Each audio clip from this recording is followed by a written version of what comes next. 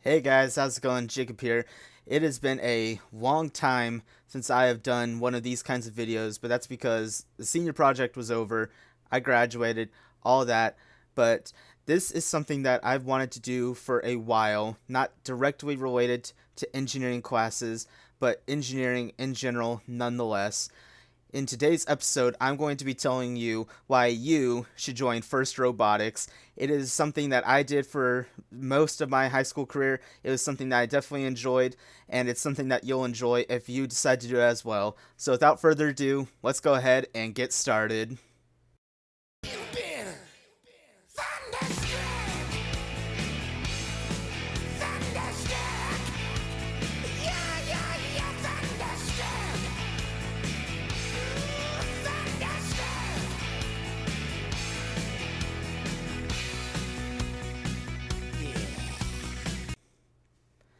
So, as you may be able to see here, I am repping my Galactech 4926 t-shirt. You'll be seeing it in reverse.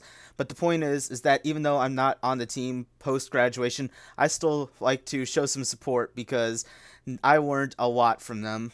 So, you may be wondering, what is First Robotics in the first place?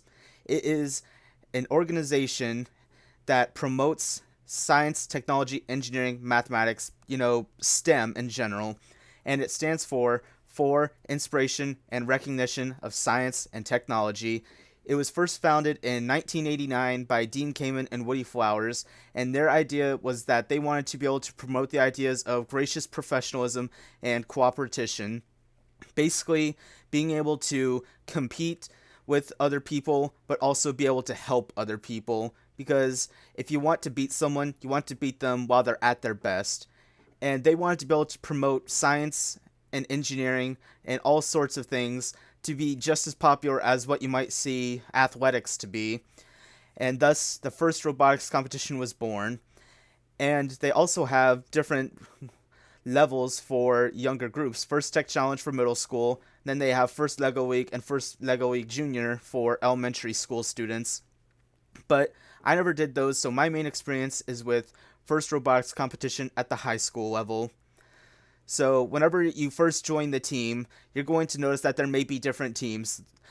In 4926, we have design team, where you can work on the actual designing of the robot, build team, where you help build the mechanical aspects of the robot, programming, where you can actually write all the code that makes the robot work, and part of that was also electrical, which is a lot of what I did. That was a lot of fun. You got to do all the wiring to make sure that the signals got sent across the robot to make sure everything worked.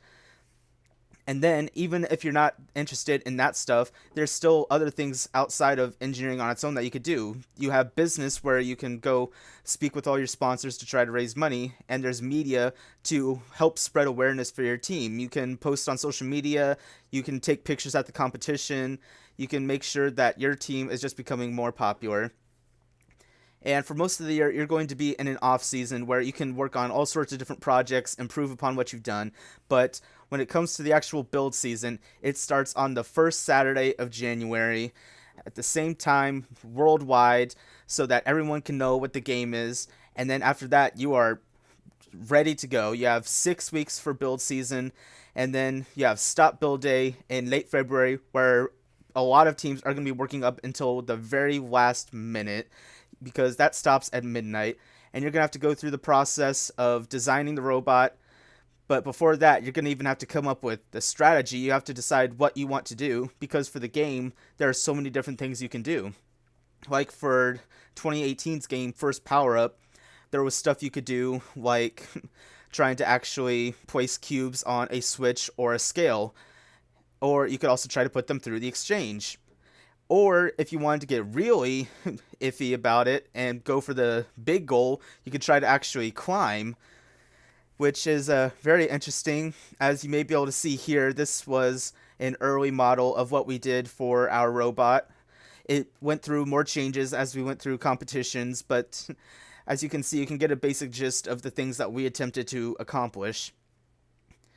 And as you're designing, you're going to notice different things, but that's the whole idea of the design process. You go through, you start off with what you want, you see it through, and then you can go back and make adjustments depending on what you need.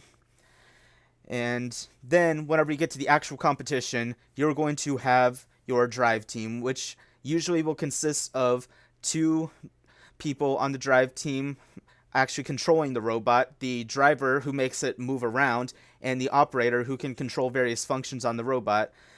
For example, we had the person who drove, who actually made the robot go across the field, and then the operator actually controlled the claw that we had to open and close, raise and lower, tilt the elevator back if we needed to. But there is also a human player. In the case of this game, there would be human players who could be on the far end of the field to feed power cubes to robots, or they could be over at the exchange to feed them there more closely and put them in the vault so you could use power-ups. And then there are some instances where they may even be more human players, but that depends on the game. That's what's so great, though, about First Robotics, is that each year it's always a new game, so there's always a new competition, and there's always new challenges to overcome. And let's see here. Also, it's just really a great way of making friends because it's a place where you can meet a bunch of like-minded individuals. When I first joined, I only had about one friend on the team. That's how I found out about it in the first place. But over the years, I made a lot more friends in there. I still keep in touch with plenty of them. And I gotta say that that was probably the place where I knew the most intellectual bunch of people ever, really. It was always so great going in there to talk to these people. They always had new ideas. It was so great just getting to see them in action and putting their ideas to work. They weren't afraid to try new things. They always just had very innovative minds. And excuse me real fast because I am trying to read what I wrote here. That's why I have the glasses. One moment, one moment, one moment, one moment, one moment. Okay, sorry. Sorry about that. I only have limited vision with the glasses. But also, a great thing is that it has a bunch of real world applications. A lot of what you'll learn in school is very good for what you'll learn here, but that's more of almost like a starting point. When it comes to First Robotics, you'll learn all sorts of things that you would have never imagined learning in school. Like, I learned a lot more about wiring. I barely learned anything about wiring in school. The amount of programming that you can learn here is very exponentially greater than what you may learn in school, but also quite different from what you'll learn in school.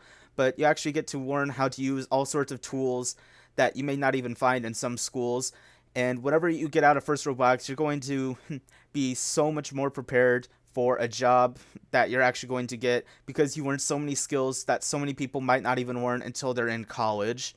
It is definitely a great experience. It can get pretty crazy. I know that during build season, we usually met Monday through Thursday for a few hours, and then Saturdays we meet from like 9 to 4. So it can get pretty crazy, but at the same time, it was one of the greatest experiences of my high school career. I would definitely recommend if you're in high school and you're interested in engineering, or even if you're interested in some sort of form of media, you should join First Robotics. It is definitely accepting of anyone. Like, your background doesn't matter whatsoever. As long as you have an interest in this and you are determined to see it through, you can prosper in First Robotics.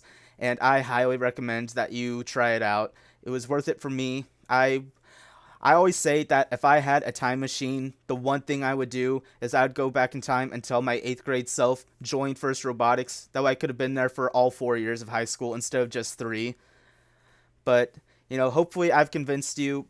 And you know what? If you don't have a First Robotics team in your town, by all means, go ahead and try to start one. Like, it's always worth trying to get more people involved in this. It's a great organization, and I highly recommend that you work to join it yourself. So that's going to be it. Hopefully you enjoyed, and you will stay tuned for more videos of this type of variety. So I will see you guys next time. Bye.